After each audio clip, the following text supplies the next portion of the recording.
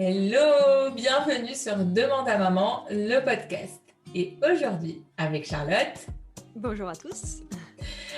on va aborder la question du sommeil. Comment maman dort-elle? Parce que en fait, on vous a posé la question sur les réseaux, comment a été la qualité de votre sommeil? Et là, Charlotte, le résultat est sans appel. Et non, vous avez été tellement nombreuses à nous répondre que non, vous ne dormez pas bien ou pas assez et que c'est en grande partie à cause de cette fameuse charge mentale qui vous empêche de déconnecter littéralement. Et on a aussi, lu beaucoup de lassitude, hein, par rapport à cette charge et même, parfois un désarroi. Oui, un désarroi Heu, parce qu'au final, 75% de nos abonnés ont déclaré mal dormir et que ouais. 80% déclarent que c'est à cause de cette charge mentale. C'est énorme. C'est énorme, c'est énorme. Bon, donc en fait, vous êtes pas seul, hein. C'est Et tout ça, bah, oui, c'est encore une conséquence de cette charge mentale, bah, toujours trop lourde à porter. lourde et puis hyper active car Mmh. en continuant ce sondage, il s'est avéré que pour 63% des abonnés, euh, ils déclarent ranger et travailler le soir euh, juste avant de dormir. Donc, quelque part, est-ce que ce n'est pas logique de mal dormir avec cette hyperactivité, que ce soit avec du travail ou du rangement, ou même le fait de ruminer pour 37% des abonnés? C'est quand même énorme. Ah bah, oui, mais là, il y a il y a toute la recette, pour justement mal dormir, hein. C'est sûr que, avec ça, le sommeil va être court, va être, agité, l'endormissement va être sûrement très long parce que, il faut quand même déconnecter de tout ça, hein. Mm. Donc, bah, finalement rien d'étonnant. Ouais. Mm. Certaines personnes nous ont quand même partagé qu'avant de dormir, elles lisaient. Mais pour beaucoup, c'est plutôt Netflix. Bon, il y en Oui, a Instagram. Il faut écouter les podcasts plutôt, c'est beaucoup plus, plus simple. exactement. Ouais, ouais. Mais vos Et témoignages étaient saisissants en tout cas.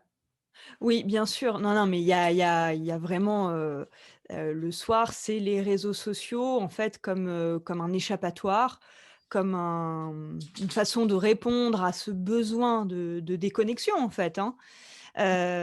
C'est aussi le seul moment que vous avez pour vous et bah, ça revient à ce besoin, voilà, d'être dans sa bulle, quelques heures et puis d'être un peu seul, quoi, hein, et puis de souffler. Voilà, je sais pas ce C'est que vrai, et c'est ce que toi vrai tu en que penses? on a, avec la situation actuelle, c'est encore plus, on va dire, prégnant, mais les moments où on est complètement seul face à ses pensées, c'est assez rare. Mmh. Et ça, je peux comprendre que ça manque. J'avoue qu'il y a pas longtemps, j'ai eu toute une semaine où j'ai très mal dormi avec les annonces. Donc, c'était il y a 2 semaines. Et mon Mmh. mari qui me demande: «Mais pourquoi tu dors pas là, en cet instant, alors que tu es fatiguée?» Je lui dis: «Mais non, je veux contrôler un peu parce qu'on m'a déjà contrôlé pas mal de mes activités. Donc là, je fais ce que je veux.» J'ai un peu eu une réaction de gamine. J'en ai Exact. marre. Oui, c'est un peu ça. Mais j'étais un peu en mode: «Ah non! Vous me laissez tranquille! Je veux que personne ne me parle!» Ouais, ouais. Mais Bah en oui, c'est de fait, retrouver un sentiment de contrôle aussi, bien c'est sûr. ça, Ouais. c'est ça. Bah, en fait, déjà qu'on a perdu nos repères, de nos journées, heu, «habituelles» entre guillemets. Donc on essaye de nous accrocher, un maximum, à ce qu'on aime ou à notre sentiment d'accomplissement ou de reconnaissance ou d'identification, je sais pas. Mais je vous avoue que je vous comprends aussi, donc on est, enfin, c'est compliqué, mais on a quelques astuces hein, quand même pour vous aider. Parce que ce soit par mon identification à vous ou grâce aux astuces de Charlotte, on va quand même y arriver. Oui, bien sûr, non, mais il y a quand même, des petits trucs à faire, hein, ce n'est pas une fatalité.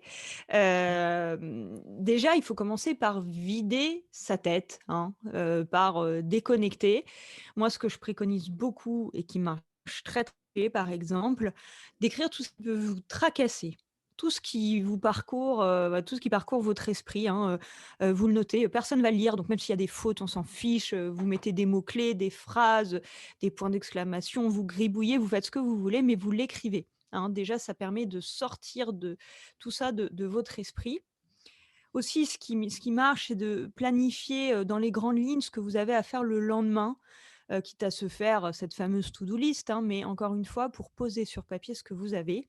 Hem, Ouais, et pour ça, pour, vous pouvez laisser un carnet, sur votre table de chevet pour celles qui continuent à oui, phosphorer voilà. juste avant de dormir, Exactement, exactement. Hein, tout ce qui est finalement exprimé n'est plus dans votre cerveau et c'est vrai que c'est une très, très bonne façon finalement de vider votre cerveau. Voilà, donc Mmh. ça c'est et ça marche. L'écriture, est extrêmement thérapeutique, hein, c'est pas moi qui le dis, il y a eu beaucoup, beaucoup d'études là-dessus, donc c'est très bien et voilà, donc faites cette to-do list et puis évidemment sur cette to-do list, si elle est trop longue, si vous avez beaucoup de choses à faire le lendemain et bah, anticipez à l'avance et enlever ce qui n'est pas urgent, ce qui n'est pas important ou déléguer évidemment. Voyez ce que vous pouvez déléguer aux compagnons, à vos enfants, pourquoi pas, à quelqu'un de l'entourage et puis, tout simplement si c'est pas urgent, pas important, on zappe, hein. Voilà, il faut savoir un petit peu prioriser, hein, c'est vraiment une des clés de la charge mentale et faites-le avant d'aller vous coucher comme ça, le la perspective du lendemain est moins lourde, moins stressante, moins pressurisante, donc on s'endort mieux. Voilà. Ouais. Et d'ailleurs, en parlant d'écriture, j'avais fait Mmh. un exercice, de gratitude, le soir, avec un carnet et je m'étais rendu compte que c'était vraiment intéressant, comme exercice. Je l'ai Oui, proposé à mes abonnés sur des Reaper et en fait, je me suis rendu compte que la gratitude n'est pas forcément un exercice facile ou évident. ouais. Comment la définir, en fait, simplement? Si on devait définir la gratitude, ce serait finalement ouvrir les yeux sur ce qui fonctionne, sur ce qui est positif, sur ce qui peut provoquer de la joie. En Mmh. fait, la gratitude, je trouve que c'est vraiment une compétence qu'on développe à f et presque un choix, à se focaliser sur ce qui va. Mmh. Et moi, en exercice de gratitude, ce que je donne très souvent, c'est l'exercice le plus classique, c'est de dire à la personne de trouver 3 choses qui ont fait, bah, leur bonheur de la journée. Même des tout petites choses, mais et surtout d'ailleurs quand la journée a été un petit peu pourrie, hein. Ça nous permet finalement, ça nous force un peu à, focaliser, nos pensées sur, bah, nos petites réussites, sur nos joies, sur, nos petites sources de plaisir et ça marche encore une fois très, très bien Oui, et c'est bien de le faire avant de dormir. c'est Voilà, pour ça ça. permet de faire travailler nos neurotransmetteurs, c'est bon, c'est bon pour la Oui, santé mentale. et ça évite de ruminer. C'est pour ça que, pour le coup, c'est un très bel exercice. Je vous encourage à le faire, mais je voulais réinsister sur cette définition parce que c'est pas forcément, quelque chose de naturel, qu'on a l'habitude de faire, d'exercer. Donc c'est pas mal de renouer ou de nouer une nouvelle relation avec la gratitude. C'est Ouais. pas de congratulation, hein. Mais et pourquoi pas? Ça en fait partie. C'est Et c'est ça c'est bien aussi, aussi. pourquoi pas d'ailleurs? Bah, oui, il y a pas de mal à s'autocongratuler, ça commence par ça, la confiance en soi et même l'amour de soi, hein. Il y a rien de prétentieux. Non, Oui, non, et c'est ça peut aider pour le sommeil, ça j'en suis sûre. bah, en tout cas, ce qui est sûr et ce qu'on sait, c'est que le cerveau ne peut pas penser à une chose négative et une chose positive en même temps. Donc, si on pense à une chose positive, très logiquement, on ne peut pas penser à quelque chose de négatif. Voilà, donc c'est vraiment c'est une grosse discipline, mais si finalement, on trouve une alternative à toutes ces pensées négatives qui nous bouffent un peu l'esprit, surtout le soir, c'est un sacré entraînement, mais quand on prend le pli, c'est génial. Ah bah ça, du coup, Ouais. on va essayer de l'appliquer, Ah pour ouais, la vraiment. semaine prochaine. Ça marche très, très bien, ouais. Et ça peut faire partie du coup d'une routine de soir, à faire même avec ses enfants? Ah mais bien sûr, mais cultiver la je trouve que c'est une des plus belles compétences qu'on peut, transmettre à ses enfants. C'est de leur apprendre justement à se focaliser sur ce qui va, hein. Mmh. Bah, je c'est génial le soir avant de se coucher, avant de coucher votre enfant qui vous rac ou même pendant le dîner, je sais pas, qui vous raconte les 3 bonheurs de la journée et puis, voilà que papa, maman, le grand frère, la petite sœur, peu importe, que tout le monde qu'il y ait un petit tour de table, ça c'est extraordinaire. Mmh. Mmh. Et en plus, ça remet en perspective parce qu'en fait, pour les enfants, il y a des petits événements qui ont l'air de rien, mais qui sont énormes pour eux. Donc Bien finalement, sûr. ça prête au sourire aussi. Oui, complètement Ça et permet de bien dormir. d'ailleurs tu parles de routine, pour les problèmes de sommeil, bah, c'est très important de se créer une routine du soir, hein, Mmh. comme on fait, religieusement pour nos enfants, hein, toujours tout dans le même ordre, hein, pour que finalement le Ouais. cerveau assimile que c'est le moment de se coucher. Bah, excusez-moi, mais nous aussi on doit le faire, et se discipliner aussi, mais faire, finalement toujours la même chose dans le même ordre pour que, le cerveau assimile vraiment, hein, tous les signaux que c'est le moment d'aller se coucher. Mmh. Donc ça, c'est voilà, vous pouvez, je sais pas, prendre un bain, écrire, lire un bouquin, peu importe et Mmh. puis, toutes ces consignes de base en évitant, bah, cette lumière bleue là, 1 heure avant de se coucher au moins, les réseaux sociaux par exemple. Oui, Hein, qu'on va essayer de s'appliquer à nous-mêmes, hein, c'est parce que, ça. évidemment, c'est quand même le très, très dur. Mais voilà, tous ces conseils de base, d'hygiène de vie, quoi, hein, clairement. Oui, moi j'ai eu le malheur une fois pendant le premier confinement, je crois, de commencer à faire du sport cardio à 22 heures passées. C'était une très mauvaise nouvelle, une très Ah non, mauvaise idée. pas de sport avant 20 heures.